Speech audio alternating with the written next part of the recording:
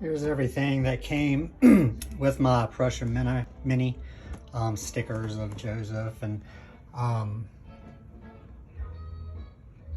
status. They ran to make sure it was good. I'm just taking this for posterity's sake in case I need it for something, and to show people what they can expect when they order a Mini.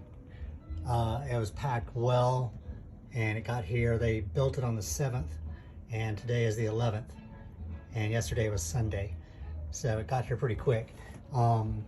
Most of it, as you can see, they got it in black, and I believe they 3D print as much as they can, which makes sense, which is great for their margins. It doesn't cheapen it any for the buyer, unfortunately, only for the manufacturer, but that's fine. I'm ready to go. Got my Coke, and here's the tops.